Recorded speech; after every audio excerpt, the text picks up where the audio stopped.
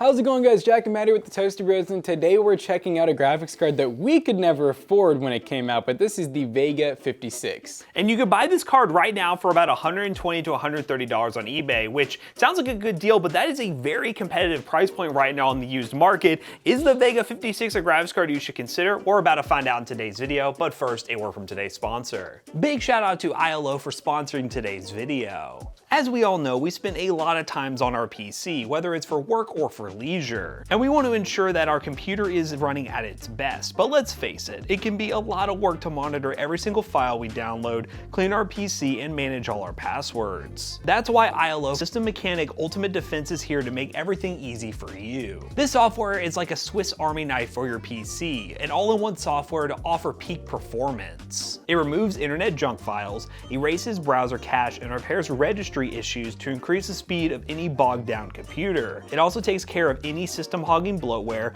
making sure your computer is running smoothly and efficiently. But that's not all. As the name implies, System Mechanic Ultimate Defense also provides real-time threat protection against any shady viruses that may try to sneak onto your computer. The Privacy Guardian feature stops all third-party trackers from getting a hold of your personal information, and with the fingerprinting protection feature, it's easy as turning it on and keeping your information safe. And their password manager makes sure your passwords are strong and secure in one convenient location.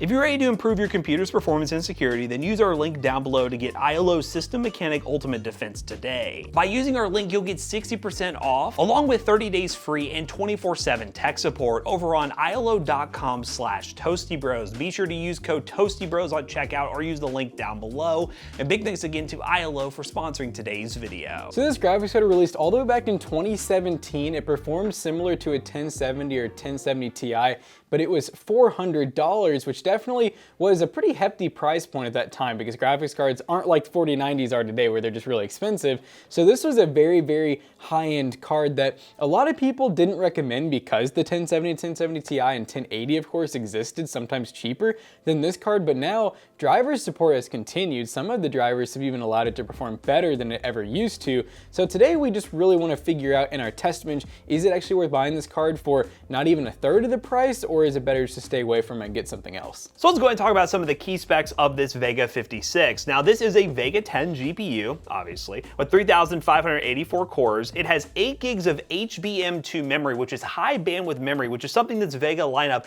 did introduce, which allowed that 8 gigs of RAM to stretch much further than the traditional like GDDR6 8 gigabytes of RAM that you would see in modern graphics cards. The technology never really advanced further past these graphics cards, but it will be interesting to see how the HBM2 memory works in 2023 with newer games. It was a 14 nanometer GPU that is also PCI 3.0 by 16, so not Gen 4 here. Again, we're talking about 2017 graphics cards, so it's going to be PCI 3.0. And it comes with a TDP of 210 watts with a suggested power supply of 550 watts. We'll see in our testing when we have MSI Afterburner up how much this GPU actually pulls. I'm going to imagine it's going to be a little bit less than that 210 TDP, but again, you never know with our testing. But what we're going to do is have Jackson talk about the test bench right here, which we use for all our GPU benchmarks, and then we're just going to dive into some games and see if this card can handle games in 2023. So for our controlled test bench environment, we have a very high airflow system featuring the Ryzen 7 5700X 240mm deep cool liquid cooler. We have an Asus TUF B550M, 16 gigs of PNY Accelerate 3600 MHz RGB RAM. We have a 1TB Team Group NVMe SSD. We have an XPG 650 watt power supply, and then we have a very nice deep cool case with lots of airflow. So now that we've talked about the test bench, let's go ahead and bring it over to our benchmarking station.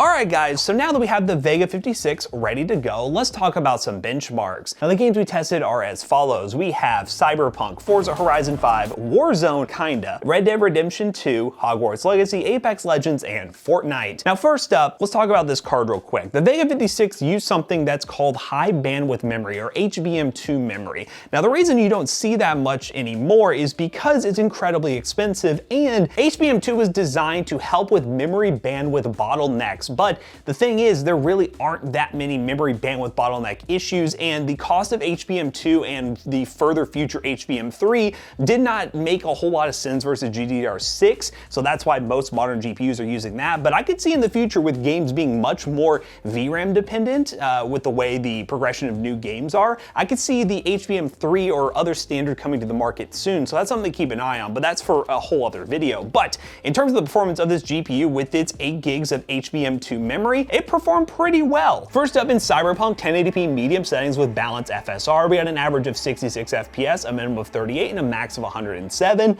This is kind of what we expect from a GPU at this price point. At around $130, you're getting decent 1080p medium setting gameplays on the latest AAA titles and having a pretty solid experience. Obviously, we're taking advantage of FSR, which any AMD GPU or any GPU for that matter should definitely utilize because it gives you some free performance while not sacrificing the visual quality nearly as much as just dropping the resolution down. But in a game like Cyberpunk, more than playable, no problems there. Now let's talk about Forza Horizon 5, 1080p medium settings. We ended up getting an average of 99 FPS. Now Forza Horizon 5 is another demanding game that we were able to push this graphics card to its limits, and as you can see, we can actually check the power draw using our overlay software MSI Afterburner, which we're going to try to use in future benchmark videos where it's allowed. We were pulling about 185 watts with this graphics card, which I think is pretty acceptable for the performance you're getting. Obviously, we've come a long way in terms of the power efficiency of GPUs, especially AMD side of things. The RX 6600 is a better GPU and pulls about 130 to 140 watts max, but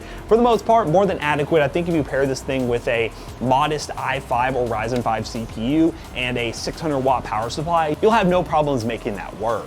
Now let's talk about the big issue we had, Call of Duty Warzone. Apparently, there is a bug out there with the new Warzone 2.0 update, the new season, that it does not support these Vega GPUs. It just doesn't. It just crashes constantly. And there are forum posts out there that tell people you're just gonna have to wait for an update, which I think is a big thumbs down for, well, I'm assuming it's more of a Call of Duty issue, but it does suck that this card in particular has this issue because, you know, you can't play a game on a card that's $130. And when there's a lot of competition on the market right now at $130, this is a pretty big downfall for this card and might end up changing our overall recommendation as we've moved throughout the benchmark run. But yeah, Warzone not playable, a game that a lot of people like to play, is a pretty big bummer with this card. Next up is Red Dead Redemption 2 on the balanced settings. As you can see on screen here, we got a minimum of 37, a max of 122, and an average of 90. Once again, another AAA title that is pretty demanding to play, and being able to run at 1080p medium settings and getting a good 60 plus FPS experience is still very solid, and it does utilize most of that VRAM that you are throwing at it. In these games that demand a lot of textures, having at least 8 gigs of VRAM in a card like this is very important. That's why we recommend that you play these higher end games on higher settings. We recommend 8 gigs of VRAM. If you want to lower the settings, you can get away with 6, but 8 is kind of becoming the standard for these AAA titles. Now let's talk about a game that utilized every little bit of that VRAM. Hogwarts Legacy, 1080p high settings with quality FSR.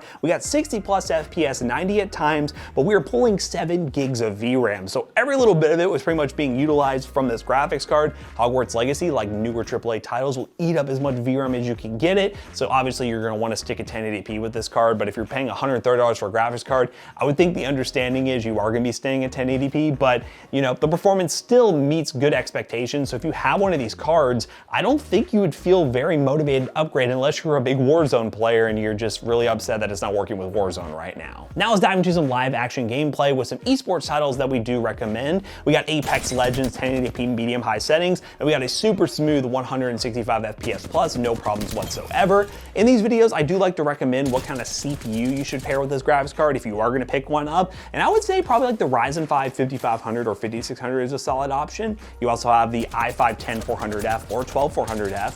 I think the Ryzen 5 and Intel i5 range is pretty solid. The i3 12100F is also a good option, especially since you're only paying about $130 for this. You could put together a gaming PC for around $500 with this graphics card, but as I'll mention during the outro, there's just a ton of competition in this space. The $130 price point on the used market is just oversaturated with graphics cards, with the 1660 Super, the 5600 XT, sometimes the 5700 XT, and really there's just a lot better options on the market compared to this card that make it hard to recommend for a build. And last but certainly not least, we had to play some Fortnite, which Fortnite is not a huge fan of AMD GPUs. It does have some issues sometimes in Fortnite, but we got 60 plus FPS, 80 to 90 at times with medium high settings. So in recap, this graphics card is solid. If you can buy this card for, let's say, $100 or less, $90 to $100, I think it would make a really good upgrade for somebody rocking an older budget GPU. But there is just too many issues in terms of Warzone and the potential of more issues in the future to really recommend this over something like a 5600 XT or a 5700 XT or an RX 6600 unless you get it at the $100 or less price point. It's gonna have driver support for a bit longer, so you don't have to worry about that, but it is just a very strange card that I honestly didn't think people were selling, and it wasn't around long enough to have enough volumes. Because of that, I don't really imagine there's gonna be thousands of these cards out there for you to buy on the used market. They were a little bit rare. They didn't really sell nearly as much as some of these newer AMD GPUs. So, but that pretty much wraps up the benchmarking section of today's video. How to bring Jackson back in here to wrap this video up real quick. Alright guys, we just got done benchmarking this graphics card, and overall we definitely give it a thumbs up. It definitely did better than we probably thought it would have, since it's a little bit older. Now Warzone we did have some issues with just because it's older and they released a patch that might get fixed later, but it also might not, you never know. But yeah, it's a little hard for us to recommend this exact card over something like a 1660 Ti or like a used 1080 or a used 5600 XT. There's all kinds of graphics cards out there that definitely perform similar or better for similar prices. Yeah, there's a lot of newer options at the $120 to $130 price point that might make a lot more sense, but it's cool to see that this is a card you should keep an eye out for, because if it's at $100 or less, I think it's an absolute no-brainer. So if you want to look for a graphics card like this on eBay, check the link in the description down below. It will be an affiliate link and it will help us out. Let us know if you're rocking an RX Vega 56 or 64 in your system and if you like it, or if you've been experiencing some issues with the card and been considering upgrading. Let us know in the comment section down below. So as always, we hope you guys enjoyed today's video. If you did, check out our other two YouTube channels and also our twitch.tv/toastybros, and do not forget to like, comment, and subscribe. And we'll see you guys in the next one. Goodbye. This graphics card right here will be slapped into a PCBros.tech gaming PC, where you will be able to pick it up nice and cheap, and it comes with a 1-year warranty. PCBros.tech, we sell gaming PCs, we sell gaming laptops, and we sell merch. PC Bros and Toasty Bros merch. Use code ToastyBros2 on checkout to save 2% on the purchase of anything on the website besides a bill consultation. See you guys later. Goodbye. Peace out.